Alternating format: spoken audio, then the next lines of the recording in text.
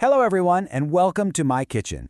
I am so excited for today because I'm sharing my own personal, absolutely perfected recipe for what I think is the king of all Egyptian feasts, roa with minced meat. Now if you've never had it, just imagine this beautiful, savory pastry. It's made with these paper-thin sheets of dough and it's layered with the most incredible rich filling. It's a dish that's really special to me and I'm going to show you how to nail it every single time. Okay, let's be real for a second. We've all had that heartbreaking moment, right? This dish, it can be a little tricky, but I promise you, after today, you're gonna have all my secrets. You'll be making flawless roa with a crispy top, a tender middle, and a filling that stays right where it's supposed to. Ah yes, the roa hall of shame. We've all been there, staring down one of these culinary tragedies, the soggy middle, the filling that just escapes everywhere. But you know what? Today, we are saying goodbye to all of these problems for good. So here's our game plan for creating a total showstopper. We're going to start with mastering that flavorful filling. Then I'll let you in on my secret for the soaking liquid that makes all the difference. After that, we'll assemble it, bake it perfectly, and I'll even share a little pro tip for when things aren't quite perfect. All right, let's get started. First things first, the heart and soul of this dish is a rich, juicy, and perfectly seasoned meat filling. I mean, think about it. If the filling is bland or dry, the whole dish just falls flat. This is where we build our entire flavor foundation. You know, the beauty of this dish is really in its simplicity. We've got our minced meat, some onions and garlic for that amazing aromatic base, and a fresh tomato, which is my little secret for moisture. Then just a few key spices bring it all home. When you treat these simple ingredients the right way, wow, it's just magic. Let me show you exactly how. Now this little detail right here, it makes all the difference in the world. The fat content in your meat will totally change the final texture. That 15 to 20% range, that is the sweet spot. It renders down just enough to keep everything incredibly succulent and flavorful, but it never, ever makes the final dish feel greasy. All right, here's the crucial technique. That initial high heat sear. You want to get your pan nice and hot. Add the meat, spread it out, and then don't touch it. Seriously, let it sit there and form a beautiful brown crust. This is what locks in all the juices and keeps the meat from just steaming and drying out. And this is exactly why we're not using tomato paste or canned sauce.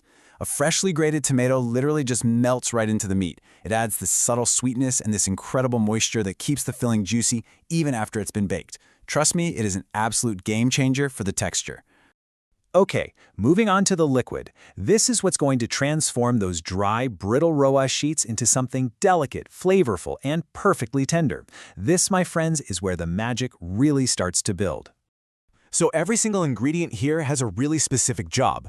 The broth brings the flavor, the milk adds richness and makes everything tender, the ghee gives it that classic taste, but one of these ingredients is the real MVP. It's the one thing you absolutely cannot skip. This right here is my absolute non-negotiable tip. That tiny little bit of baking powder, it reacts with the heat in the oven and creates these little air pockets between the layers. It's the secret to getting that perfect, airy, flaky texture instead of a dense, heavy brick of pastry. The key here is all about temperature. We need this liquid to be hot. I mean, hot enough to instantly soften those roa sheets. If you notice it's starting to cool down while you're working, no big deal. Just pop it back on the stove for a minute to gently heat it back up. All right, now for the really fun part, layering everything together. And listen, this isn't just about stacking things, it's about building texture and flavor. So pay close attention here because this is where your roa really comes to life. And here it is, my final flavor secret, keshta, or clotted cream. Now, this is totally optional, but dotting just a tiny bit between the layers adds this unbelievable richness and a creamy flavor that takes the whole dish to another level. Okay, so we're going to build the foundation layer by layer. You dip, you place, you brush with a little bit of ghee, and you dot with a little keshta. The trick is not to let the sheets get soggy. A really quick dip is all you need. We'll build up 4 layers to make a nice sturdy base. And then, on goes that glorious filling. Okay, stop what you're doing because this is the single most important trick in this entire process. Once you spread the meat out, take the back of a spatula and press down on it. Press it down firmly, really compacting it into those bottom layers. This is what locks the filling in place so it never, ever falls out when you go to cut a slice. So we repeat the exact same process for the top 4 layers. Then we pour that last half cup of liquid right over the top. It seems so simple, but what it does is it steams the inside while it bakes, making sure it's perfectly tender. That rest period is also vital. It lets everything kind of meld together. And always, always slice it before you bake. You'll get perfectly clean servings every time.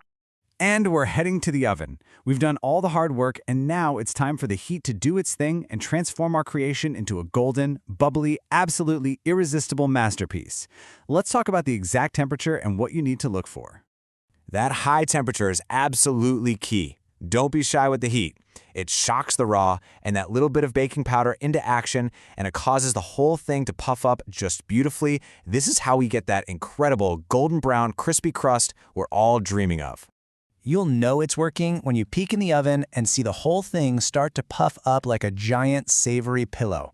It's pretty spectacular to watch. Just keep an eye on the sides of the pan.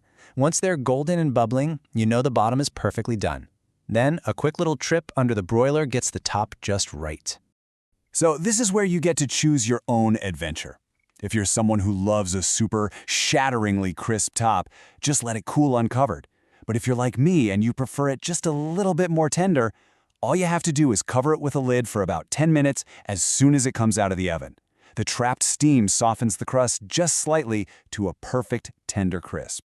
Before we wrap up, I want to share one last fantastic trick for those times when things just aren't perfect. You know, maybe your rashi sheets are all broken, or you only have a round pan for your square sheets. Don't worry, I've got you covered.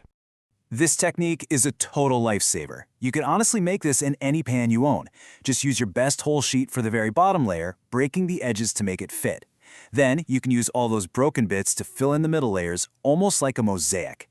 As long as your very top layer is a nice whole piece, I promise you, no one will ever know the difference. The result is exactly the same. No waste, no stress. And there you have it. Every single secret from my kitchen, straight to yours. You are now fully equipped to make a truly unforgettable roti. I really hope this inspires you to get into your kitchen and make this incredible dish for the people you love. Enjoy every single delicious bite.